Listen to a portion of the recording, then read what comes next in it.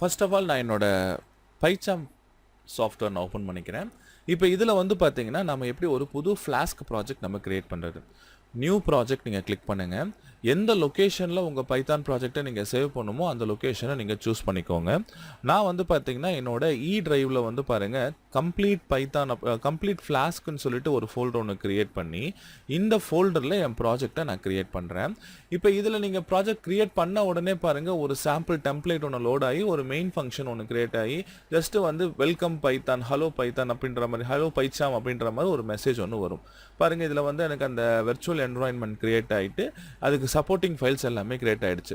இதே நீங்கள் நார்மலாக நீங்கள் நோட் பேட்லேயோ இல்லை வந்து PyCharmலையோ நீங்கள் போடுறதா விஷுவல் ஸ்டுடியோ கோடில் நீங்கள் போடுறதா இருந்தால் நம்ம பிப் கமாண்ட் யூஸ் பண்ணி நம்ம இன்ஸ்டால் பண்ணுவோம். ப்ரீவியஸாக நம்ம வந்து பார்த்தீங்கன்னா பிப் யூஸ் பண்ணி எப்படி நம்ம ஃப்ளாஸ்க்கு நம்ம விஷுவல் ஸ்டுடியோ கோடில் இன்ஸ்டால் பண்ணுறது அப்படிங்கிறத பார்த்தோம். அதே மாதிரி இது வந்து பாருங்கள் PyCharmல வருது. இப்போ இந்த பேசிக் ஸ்கிரிப்ட் ஒன்று கிரியேட் ஆகிடும். இதை நீங்கள் ரன் பண்ணிங்கன்னா இங்கே பாருங்கள் ஹாய் PyCharm அப்படின்ற இந்த ஒரு மெசேஜ் வரும்.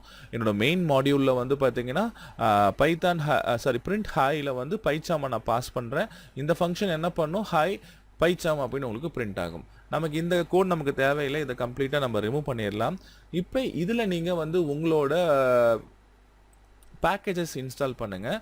ஃபைலில் போய் செட்டிங்ஸில் போயிட்டு ப்ராஜெக்டை நீங்கள் சூஸ் பண்ணுங்கள், கம்ப்ளீட் ஃப்ளாஸ்க்.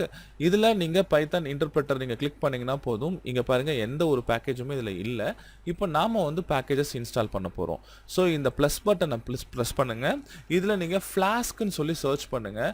பாருங்கள் நமக்கு இந்த அஃபிஷியல் ஃப்ளாஷ் வெர்ஷன் உங்களுக்கு வந்து வந்திருக்கும். இந்த ஃபஸ்ட்டு ஃப்ளாஸ்க் லிங்க்கை கிளிக் பண்ணி இன்ஸ்டால் கொடுத்தீங்கன்னா போதும், ஆட்டோமேட்டிக்காக உங்கள் சிஸ்டமில் இந்த ப்ராஜெக்டில் இன்ஸ்டால் ஆக ஆரம்பிச்சிடும்.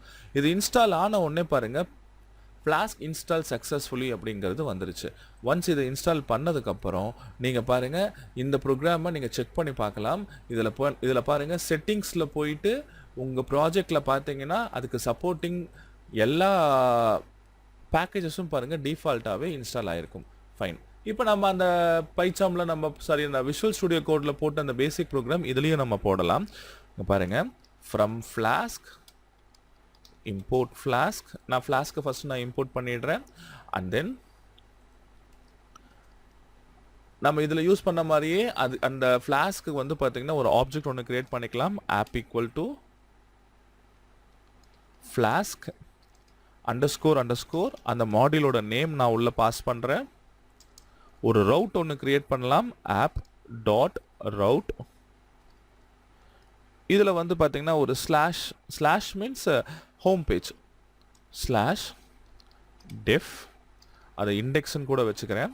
ஃபங்க்ஷன் நேம் இண்டெக்ஸ்ன்னு வச்சுட்டு ரிட்டர்னில் h1ல் டியூட்டர் ஜோஸ் அப்படிங்கிறத கொடுத்துக்கிறேன். /h1 fine. இது மெயின் மாடியூலாக இருந்தால் எனக்கு ரன் ஆகணும். ஸோ அந்த ஒரு கண்டிஷனுக்காக நான் name current module equal to main மாடியூலான்னு செக் பண்ணுறேன். கண்டிஷன் சாட்டிஸ்ஃபை ஆச்சு அப்படின்னா app dot run debug equal to true. Super. இப்போ இந்த ஃபைலை நீங்கள் சேவ் பண்ணிவிடுங்க. சேவ் பண்ணிட்டு அண்ட் தென் இதை நீங்கள் ரன் பண்ணுங்கள். நீங்கள் ரன் பண்ண உடனே பாருங்கள் கீழே கமெண்ட் ப்ராமிட்டில் நீங்கள் விஷுவல் ஸ்டுடியோ கோடில் பார்த்த மாதிரியே லோக்கல் ஐபி அட்ரஸ் உங்களுக்கு வந்திருக்கும். :50,000 அப்படிங்கிறது உங்களுக்கு வந்திருக்கும். இப்போ இதை நீங்கள் கிளிக் பண்ணிங்கன்னா போதும், ஆட்டோமேட்டிக்காக உங்கள் ப்ரௌசரில் இந்த மாதிரி உங்களுக்கு லோட் ஆகிடும்.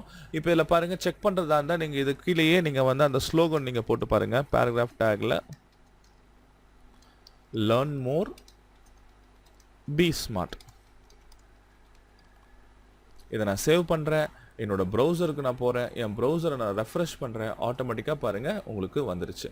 இதில் இந்த இடத்துல நீங்கள் இந்த ஐபி அட்ரஸும் போடலாம், அல்லது நீங்கள் லோக்கல் ஹோஸ்ட்னு போட்டால் கூட அது கரெக்டு தான். பாருங்கள் அதுக்கும் சேம் அவுட்புட் தான் உங்களுக்கு வரும். என்ன ரீசன்னா 127.0.0.1ங்கிறது உங்கள் லோக்கல் ஐபி அட்ரஸ். ஸோ அந்த லோக்கல் ஐபி அட்ரஸ் உங்கள் சிஸ்டம்க்கு லோக்கல் ஹோஸ்ட் நீங்கள் போட்டிங்கனாலும் உங்களுக்கு இதே அவுட்புட் தான் வரும்.